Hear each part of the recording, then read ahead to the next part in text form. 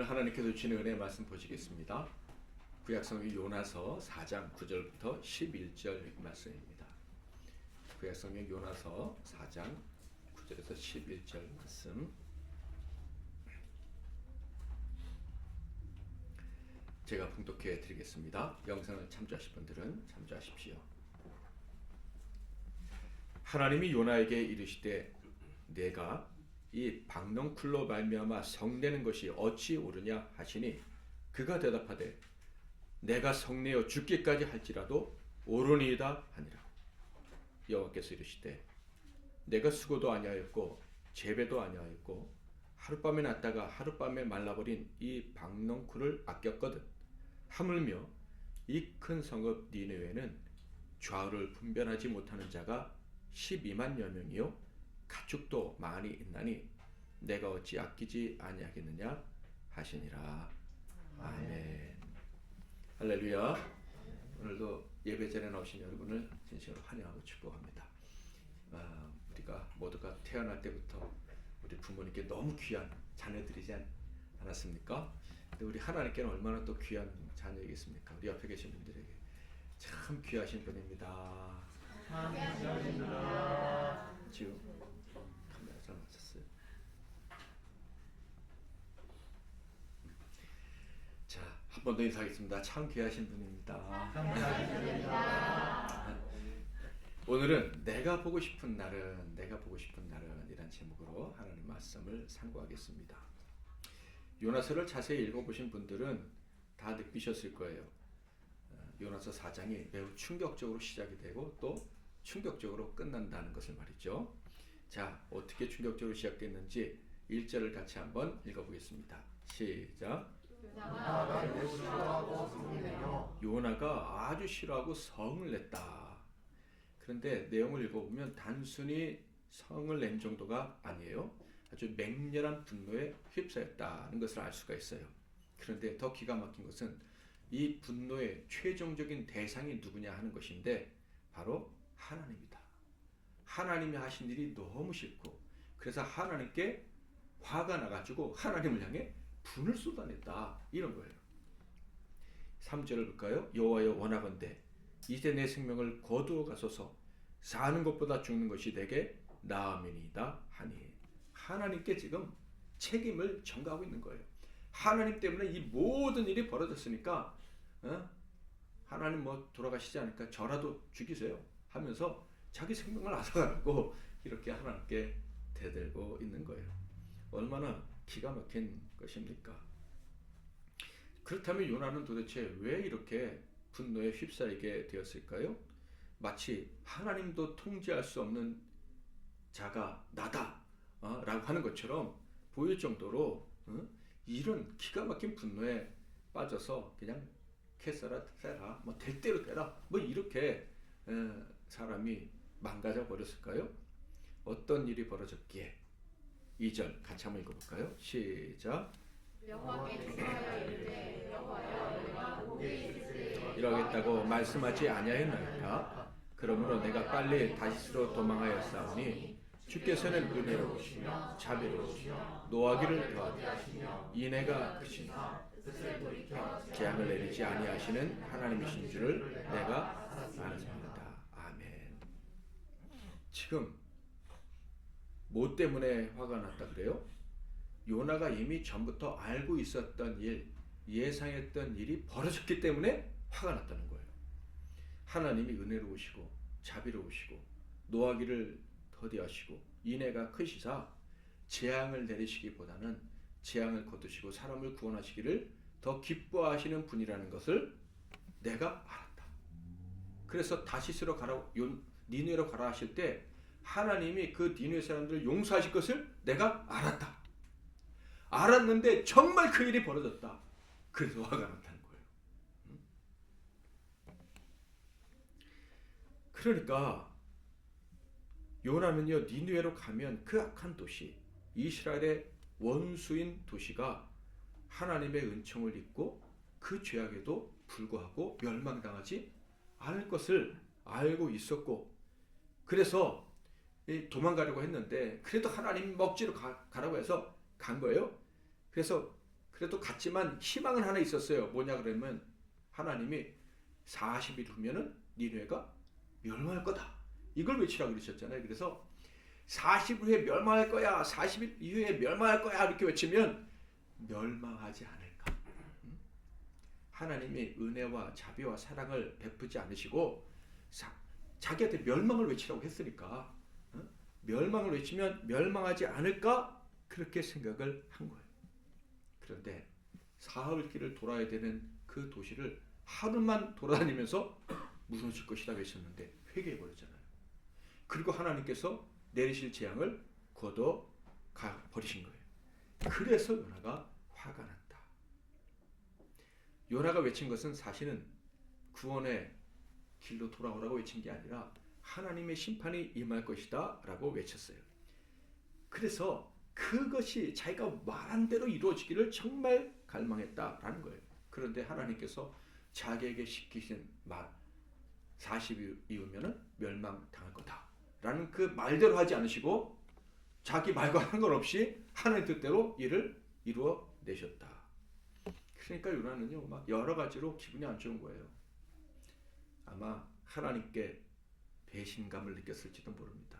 하나님이 나를 거절하셨구나. 내가 하나님 뜻은 알지만 그래도 순종하면 하나님이 내 뜻대로 좀 이루어 주시겠지라고 생각을 했는데 결국 하나님 마음대로 해버리셨다. 그래서 요나가 그냥 화가 치밀어 올랐다. 이런 얘기. 이게 도대체 무슨 말인지 이해가 안 되시는 분도 계실지 모르겠는데 정리하자면 이런 거예요. 하나님의 말씀에 순종하면서도 그가 바랬던 것은 하나님의 뜻과 달랐다. 이거예요. 이게 어떻게 가능한가? 실제로 근데 생각해보면 우리 삶 속에 이런 일이 참 많아요. 억지로 순종, 억지. 이게 뭡니까? 동의하지 않는다는 거잖아요. 순종, 동의한다는 거잖아요. 억지로 순종. 이건 사실은 같이 붙어서 나오는 단어가 되면 안 되는데 이 억지로 순종이라는 말이 사실 우리 삶 가운데 뭐 자주 일어나지 않습니까? 드라마 같은 데 보면 뭐 옛날에 부모님이 야 너는 그 집안하고 결혼해야 돼. 나는 결혼하기 싫어요. 그래도 결혼해야 돼. 그러면 내 순종을 하지만 가서 불행하게 살아서 부모에게 복수가 할 거야. 뭐 이런 드라마를 본 적이 있는 것 같은데 이런 거죠. 억지로 순종하는 거. 응? 요나는요 불순종해서 하나님께 큰 징계를 받았던 선지자예요. 그런데 하나님이 그를 벌하시고 죽이지 않으시고요. 사랑과 은혜로 건져주셔서 다시 사명까지 주셨죠. 그래서 니느웨로 가서 엄청난 열매도 거두게 됩니다. 사역의 결실이 있었다는 거예요. 12만 명이 넘는 사람들이 하루아침에 회개하고 죄 용서받는 그런 기적이 있었다. 생명의 역사가 이루어졌다라는 거예요. 그런데 요나는 바로 그것 때문에 분노에 휩싸였다.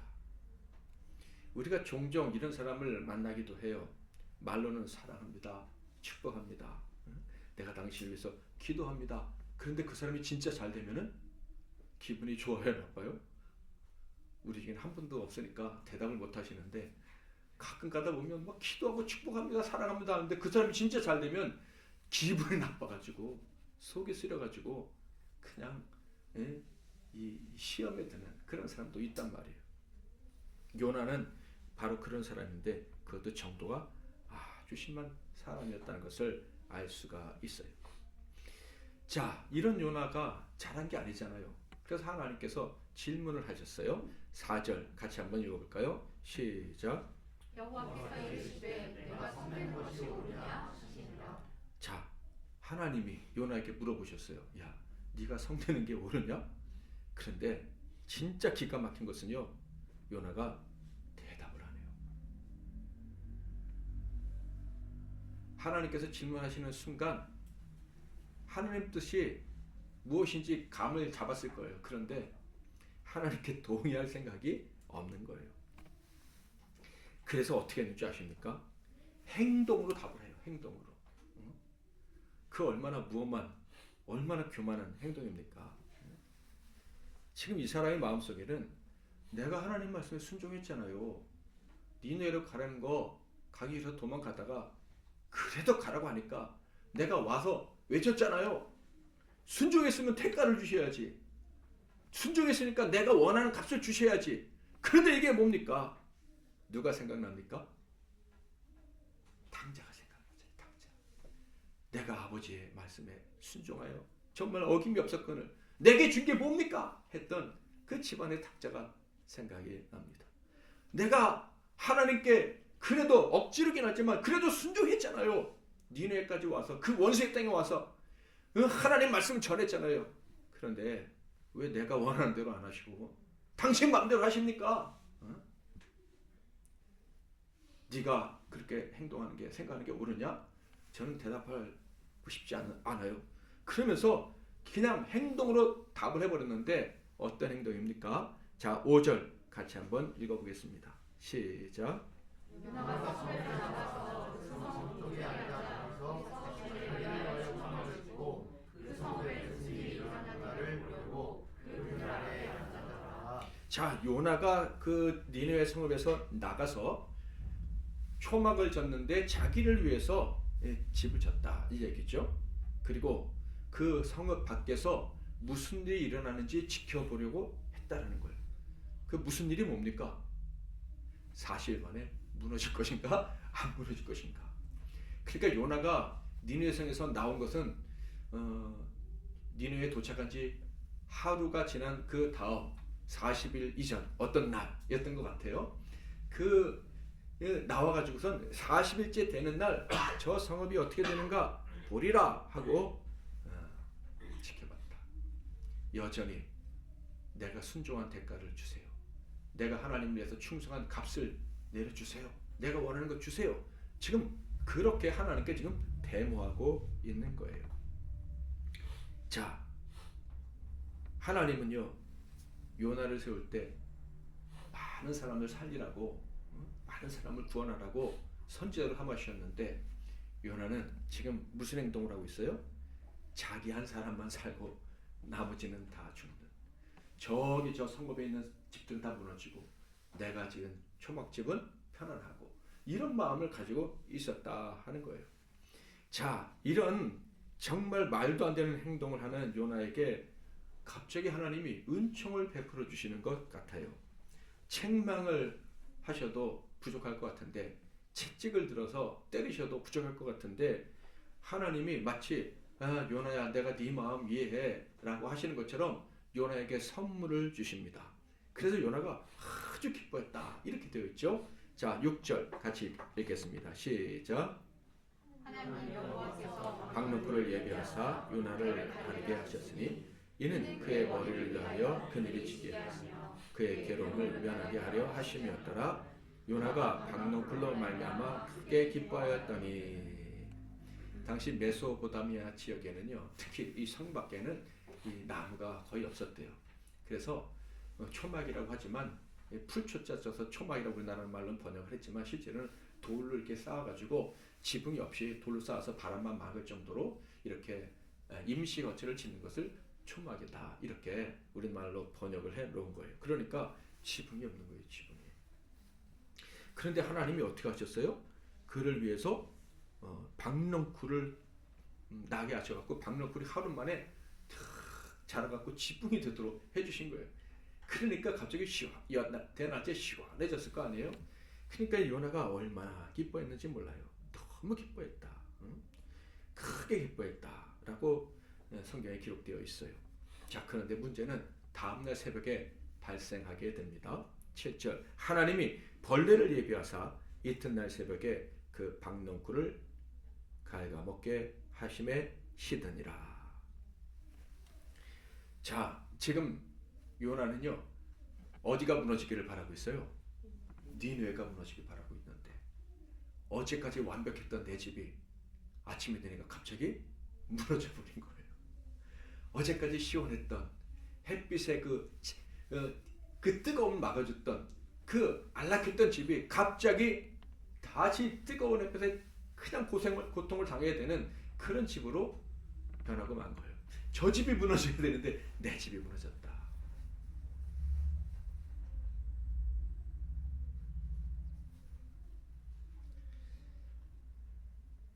우리가 진짜 내 집은 안 무너지고 남의 집만 무너지기를 바라면 하나님이 이런 일을 행하신다는 것을 우리는 기억을 해야 합니다. 이 일은요, 요나 입장에서는요 진짜 기가 막힌 건데, 원수의 나라 아수르의 수도 니느웨가 무너져야 되는데 지금 자기 집에 그 박넝쿨이 사라졌다는 것은 자기 집만 무너지는 게 아니라 누가 먼저 무너진다는 의미로 다가왔을까요? 이스라엘. 자기가 가장 사랑하는 나라, 그 나라가 먼저 무너질 것이다 라는 예언으로도 받아들여지는 거예요. 그러니 요나가 정말 배신감을 크게 느끼면서 화가 나가지고서요 이렇게 이야기를 합니다.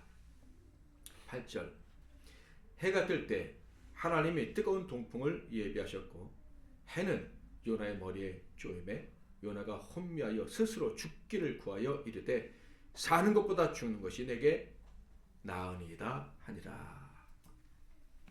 요나는요 불과 며칠 전만 해도 물고기 뱃속에서 하나님이 나의 구원이십니다, 하나님이 나를 구원해 주셨으니 하나님은 찬양을 받으셔야 됩니다 하면서 하나님께 그냥 멋지게 찬양의 감사의 고백을 했던 사람입니다. 그런데요 그 박너쿨 하나 때문에 자기 집이 무너졌다고 하나님께 그냥 분노를 쏟아내고 있는 거예요. 그런데 또 자기가 하는 행동이 얼마나 말이 안 되는지 모르는 거예요. 그래서 하나님이 이 분노에 휩싸인 요나에게 두 번째 질문을 하십니다. 그리고 요나의 대답을 기다리셨는데 요나가 이번에는 대답을 하는데 기가 막히게 대답합니다. 하나님의 질문과 요나의 대답. 자, 9절 같이 한번 읽겠습니다. 시작. 하나님이 요나에게 이르시되 내가 이 박농쿨로 말미암아 성내는 것이 없으리니 하시니 그가 대답하되 내가 성내어 죽기까지 할지라도 오르니이다. 아멘. 이번에는 하나님이 왜 성내느냐 안 하시고 박넝쿨 때문에 왜 성내느냐 이렇게 물어보신 거예요. 그랬더니 이 박넝쿨이 말라서 내가 이렇게 뜨거워서 고통당하니 내가 화내는 게 마땅합니다 이렇게 얘기를 하는 거예요. 저 혼자 살 집이 무너져도 그렇게 화를 내는데 저 많은 사람들이 살아야 될 집이 무너지는 것에 대해서 어찌 그렇게 소망하고 그것을 기대할 수가 있느냐. 주님이 이런 메시지를 주셨지만 요나는 깨닫지를 못하고 있는 거예요. 그래서 요나의 대답이 끝나자마자 하나님이 이렇게 얘기를 하시면서 요나서가 마무리가 됩니다. 10절부터 11절을 보면 여호와께서 이르시되 내가 수고도 아니하였고 재배도 아니하였고 하룻밤에 났다가 하룻밤에 말라버린 이 박넝쿨을 아꼈거든. 하물며 이 큰 성읍 니느웨에는 좌우를 분별하지 못하는 자가 12만여 명이요 가축도 많이 있나니 내가 어찌 아끼지 아니하겠느냐 하시니라. 요나는요 당대에는 유명한 선지자였습니다. 스스로 생각할 때 참으로 나는 헌신적이고 그리고 충성된 사람이다 라고 생각을 했으니 분명합니다. 실제로 북이스라엘에서는 거의 유일한 선지자라고 해도 과언이 아닐 정도였으니까 한 5손가락 안으로 진정한 선지자들이 있었는데 그 중에 한 사람이었으니 요나가 가지고 있었던 그런 이 자부심 그런 것들이 얼마나 강했겠습니까? 그런데 요나 삶을 가만 보면 기본 중에 기본도 갖춰져 있지 못했던 신자였구나 하는 생각을 하게 됩니다. 그게 뭡니까? 기본 중에 뭡니까? 기본이 생명을 사랑하는 거잖아요. 하나님 만드신 모든 세계를 귀히 여기는 거, 하나님이 창조해 주시고 모든 것은 다 하나님의 것이니까. 그런데 이 사람은요 피조물도 귀하고 그 중에 사람은 더 귀한데 그 생명의 소중함을 모르는 사람이에요. 생명의 소중함을 모르는 사람이, 한 인생의 귀함을 알지 못하는 사람이 하나님 말씀을 전한다, 하나님의 사랑을 전한다, 이게 말이 안 되잖아요. 자, 우리 옆에 계신 분들은 다시 한번 당신은 너무나 귀한 분입니다. 아멘. 앞에서 설교하는 자나 찬양을 인도하는 자나 반주자나 누군가를 섬긴다면 음식을 할 때도 마찬가지고 이 트리 할 때도 마찬가지고 정말 누군가를 섬긴다면 이것을 통해서 정말 귀한 분들이 기뻐하고 귀한 분들이 하나님을 더 사랑하게 되기를 바랍니다 하는 마음으로 행해야 하는 거예요. 맞지요? 그런데 요나는요, 그런 사람이 하나님의 이 엄청난 사명을 받은 사람이 사람보다 반려동물도 아니고 반려식물을 더 귀하게 여겼어요. 자기 지붕을 덮은 박넝쿨을 더 귀하게 여겼다라는 거예요. 자기가 잘한 게 뭐가 있어요? 억지로 순종한 거잖아요. 겨우 순종한 거. 그것도 하나님이 용서해 주시고 살려주셔서 사명을 감당할 수 있었지, 뭐 원래부터 자기 안에 그 진정한 순수한 열정이 있어서 하나님께 순종한 게 아니잖아요. 저와 여러분 다 마찬가지입니다. 목사든 집사든 권사든 장로든 하나님께서 부족함에도 불구하고 맡겨주셨으니까 하는 거지, 우리가 뭐 잘해서 이런 일 감당하는 거 아니지 않습니까? 부족하고 정말 창피한 일들도 많지만 하나님께서 맡겨주셨기 때문에 어떻게 보면 마지못해서 순종하는 거예요. 그냥 하나님이 순종했다고 여겨주시니까 그 순종이지, 우리가 순종했다고 자랑할 게 하나도 없다 말인 거예요. 그런데 기가 막힌 것은 그 탕자의 비유에 등장하는 두 탕자들처럼 자기의 순종이 하나님의 뜻보다 더 대단한 것처럼 착각하고 있는 거예요. 하나님께서 베풀어 주신 은혜와 사랑보다 자기가 무언가 헌신하고 무언가 잘한 게 더 큰 것처럼 착각하고 있다는 거예요. 그래서 뭐라 그래요? 이제 대가를 달라는 거예요. 그 대가가 뭐냐면 하나님이 내 뜻에 따라주는 거. 아버지가 내가 원하는 것을 주시는 거. 그게 내가 순종한 보상이, 순종에 대한 보상이 되어야 된다라는 생각을 하고 있다라는 거예요. 그러니까 여기서 우리는 느낄 수 있어요.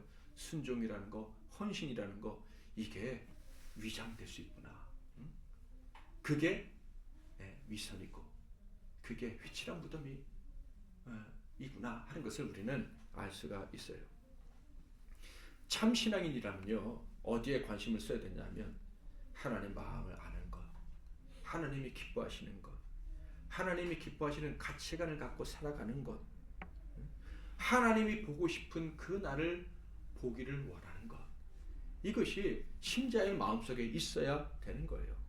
하나님이 보고 싶어하는 그 날은 무엇입니까? 만민이 구원받는 날이에요.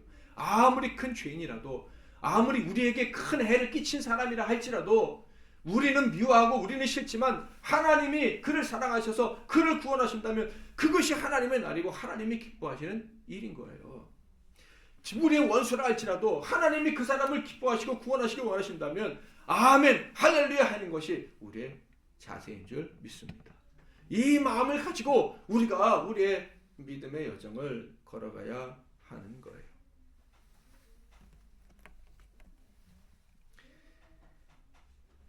우리가 가만 생각해 보면 참 우리에게 싫은 사람, 우리가 나에게 해를 많이 입혀가지고 다시 보고 싶지 않은 사람 다 있을 거예요. 그런데 만약에 하나님이 그 사람도 하나님의 아들로 복귀시켜가지고 천국에 들어가게 하신다면 우리는 어떻게 해야 됩니까? 아멘 해야 되는 거야. 아멘. 그래서 원수도 사랑할 수 있는 마음을 달라고 우리는 늘 기도해야 하는 거예요. 요나가 보고 싶어 했던 날은요, 죽도록 미운 사람들, 원수들이 이 땅에서 싹 사라지는 거. 싹 사라져서 다시는 안 봐도 되는 거. 그것을 요나가 원했어요. 자기가 싫어하는 사람들이 저주받고 멸망당하는 날, 그 날이 바로 내가 보고 싶은 날입니다 라고 하나님께 얘기하며 기도했다라는 거예요. 요나는요, 기도됐고요, 당연히 설교됐겠죠. 하나님의 계시를 받아서 전달하는 게 선지자니까 그런 일을 했을 거예요. 그런데 그런 영적인 일, 거룩한 일들을 하면서도요, 그 마음속에서는 하나님이 보시기를 원하는 날이 아니라 자기가 보고 싶은 날만 그냥 가득했다. 그 날만을 바라보고 있었다라는 거예요. 사랑하는 성도 여러분, 저 여러분은 부족해도 하나님 말씀을 전하고 하나님 사랑을 알리고 그리고 하나님 말씀에 순종하려고 애쓰는 자들 아닙니까? 기도하면 기도할수록 내가 기도가 너무 부족하구나, 더 기도해야지 라고 생각하는 사람들이 저와 여러분입니다. 그런데 도대체 어떤 날을 보고 싶어서, 어떤 날에 내가 도달하고 싶어서 그렇게 열심을 내고 그렇게 헌신하며 살아가고 계십니까? 우리의 가치관이 건강하지 못하다면, 우리의 마음속에 있는 중심이 하나님이 기뻐하시는 중심이 아니라면 우리가 그렇게 열심을 다하고 나름대로 순종한 것의 결과가 뭐냐면 요나처럼 하나님을 대적하는, 그리고 하나님께 분노하는 그런 사람이 될 수 있다라는 거예요. 그러니까 우리는 정말 내가 어떤 가치관을 가지고 살아가는지에 대해서 정말 진지하게 고민하고 그 문제를 가지고 기도하고 하나님 앞에 매달려야 될 필요가 있다라는 거예요. 순종하면서도 다른 결과를 보고 싶어한다. 하나님께 헌신하고 물질도 드리고 시간도 드리고 그렇게 정말 애씀에도 불구하고 하나님이 원하시는 날이 아니라 내가 원하는 그날만을 보기를 원한다면 하나님을 향해서 분노를 품다가 그냥 하나님께 혼나는 그런 불쌍한 인생이 될 수 있다. 그런 일이 만약에 우리에게 벌어진다면 얼마나 억울할까, 얼마나 서운할까. 그런데 답은 없는 거예요. 하나님이 어떻게 나한테 이러실 수가 있어요 하는데 답이 없어. 하나님이 나한테 이렇게 하시다니 하면서 하나님께 화를 내는데 하나님은 그냥 하나님 뜻을 행하실 뿐인 거예요. 나만 그냥 엉뚱하게 화내면서 그냥 내 인생을 갉아먹고 죽어가는 거예요. 그러니까 우리가 빨리 정신을 차리고 정말 아버지가 원하시는 게 무엇인지, 아버지의 마음이 무엇인지 아는 것은 정말 긴급한 일이다. 정말 중요한 일이다 라는 거예요. 우리는 정말로 우리 자신을 잘 돌아보면서 우리의 가치관이 무엇인지를 점검하면서 하나님을 섬겨야 합니다. 여러분, 어떤 날 보기를 원하십니까? 내 자식이 잘 되는 날, 내 이름이 높아지는 날, 내 말이 옳았다는 게 증명되는 날, 내가 마음에 들지 않는 사람들이 내 앞에서 머리를 조아리는 날, 내가 미워하고 나를 괴롭혔던 모든 사람들이 망하는 날, 그런 날을 보고 싶어서 하나님께 기도하는 사람은 혹시 없는지, 그런 사람이 내가 아닌지, 혹이라도 그런 실수를 범하며 하나님을 섬긴다고 그렇게 위선적으로 살아가고 있지는 않은지를 돌아보아야 할 거예요. 우리가 보고 싶어야 될 날은 만민이 구원을 얻는 날입니다. 심지어 원수들마저도 하나님의 은혜를 체험하고 하나님의 은혜에 사로잡혀서 다시 탕자처럼 돌아와 하나님의 복을 누리는 그 날을 우리가 보기 원해야 할 줄 믿습니다. 그런데 그런 사람들이 돌아올 때 상대적으로 나는 초라해지고 낮아지는 것 같아도, 심지어 십자가에서 내가 죽는 것 같아도, 아니 저 너한테 잘못한 사람들은 잘 되는데 너는 뭐냐, 이런 말을 사람들이 한다고 할지라도 정말로 사람이 회복될 수만 있다면 그것을 기뻐하기로 작정하고 그 날을 바라보며 살아가야 되는 사람들이 바로 저와 여러분임을 믿습니다. 이를 위해서 우리는 정말 회개해야 되는 거예요. 진정한 회개가 있어야 우리는 주님처럼 용서할 수 있고 주님처럼 사랑할 수 있고 주님처럼 넓은 가슴을 가지고 살아갈 수가 있는 거예요. 이번 주에 제가 세례 요한을 묵상하다가 좀 큰 은혜를 받았는데요. 잠깐 나누면 예수님이 세례 요한한테 이런 말씀하셨어요. 여자가 낳은 자 중에 가장 큰 자가 누구다? 세례 요한이다. 그런데 가만 생각해 보니까 요한이 왜 가장 큰 자지? 요한이 뭐 기적을 행한 적이 있나요? 뭐 예언을 했나요? 교회를 뭐 크게 부흥시켰나요? 잘한 게 별로 없잖아요. 그렇죠? 그냥 그러다가 그리고 자기 제자들은 또 누구한테 다 보냈어요? 예수님께 또 다 보냈어요. 안 간 제자도 있긴 있지만 그러다가 잡혀서 감옥에서 묵비어서 죽임을 당했단 말이에요. 이번 주에 마태복음을 보니까 요한이 감옥에 갇혔는데 요한의 제자들은 예수님과 예수님의 제자들이 좀 금식하면서 요한을 위해서 기도해 주기 바랐는데 금식도 안 해요. 예수님께 따져 물으니까 신랑과 있는데 혼인잔치 기간인데 왜 금식하냐? 요한에 대해서 별 관심도 없으신 것 같아. 그때 요한이 예수님께 묻습니다. 자기 제자를 시켜서 오실 그이가 당신 맞습니까? 예수님 메시아 맞습니까? 이게 무슨 얘기예요? 그 여자가 나중에 가장 큰 사람이라고 하는 세례 요한이 죽기 전에 예수님을 의심했다는 거예요. 죽기 전에 의심했는데 예수님은 그를 가장 큰 자다라고 말씀을 하신 거예요.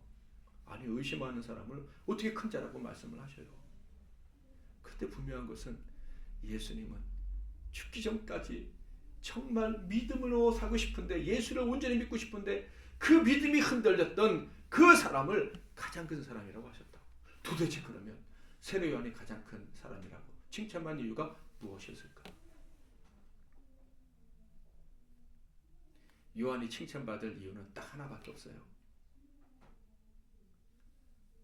예수님을 소개했다는 거. 사람들에게 예수님을 소개했다는 거. 나보다 예수님이 크시다. 내 뜻보다 예수님이 크시다. 나는 사라져도 예수님의 뜻을 사라지면 안 돼. 내 인간적인 야망은 다 없어져도 짓밟혀도 하나님의 뜻, 예수 그리스도의 뜻은 온전히 성취되어야 돼. 그것이 그 사람의 인생의 전부였다 이거예요. 요나와 정반대죠.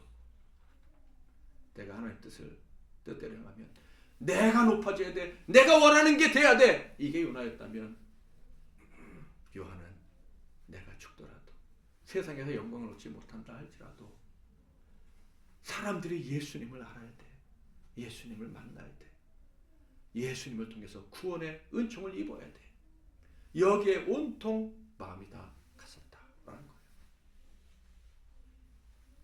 아까 상원 형제가 기도할 때 대림절이 시작됐다 그랬는데 이 12월 첫째 주부터 대강절, 대림절 예수님의 오심을 기대하는 기간으로 보내지 않습니까?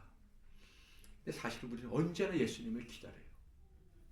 이 기간 동안 우리는 우리 자신이 예수님을 정말 만나기를 소망하며 기도해야 될 뿐만 아니라 이 해가 가기 전에 내가 어떻게 예수님을 사람들에게 소개하며 살아갈까? 이것을 위해서 기도하는 시간을 가졌으면 좋겠습니다. 아멘.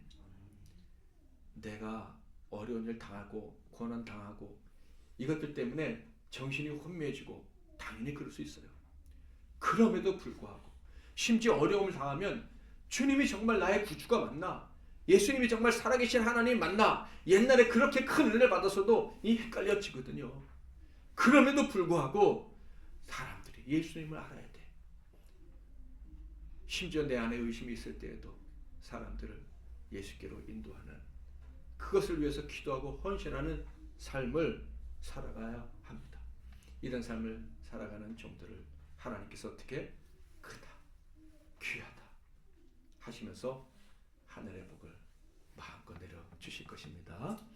내가 보고 싶은 날은 우리 원수마저도 하나님의 은총을 입고 구원을 얻는 날, 그런 날이 되기를, 그런 날을 소망하며 살아가는 저와 여러분이 되시기를 주님의 이름으로 축복합니다. 여호와께서 이르시되 내가 수고도 아니하였고 재배도 아니하였고 하룻밤에 났다가 하룻밤에 말라버린 이 박농쿨을 아꼈거든 하물며 이 큰 성읍 니느웨에는 좌우를 분별하지 못하는 자가 12만 여 명이요 가축도 많이 있나니 내가 어찌 아끼지 아니하겠느냐 하시니라. 아멘. 이제는 우리 주 예수 그리스도의 크신 은혜와 우리 하나님 아버지의 극진하신 사랑하심과 성령님의 위로교통 충만 복주시는 은혜가 아버지의 마음을 담기 원하며 또한 아버지의 마음을 알기 원하나 너무나도 믿지 못하는 자신을 주님 앞에 고백하며 머리 숙인 이 복된 종들 한 분 한 분 위에 그들이 베풀 사랑을 통해 변화될 수많은 영혼들 위해 이 나라와 이 민족과 세계 열방과 주님께서 피로 값주고 사신 우리 함께 기뻐하는 교회 위에 환우들과 집을 떠나 있는 많은 형제 자매들과 이 자리에 참석하지 못한 모든 교우들 위해 이제부터 영원토록 함께 하실지어다. 아멘.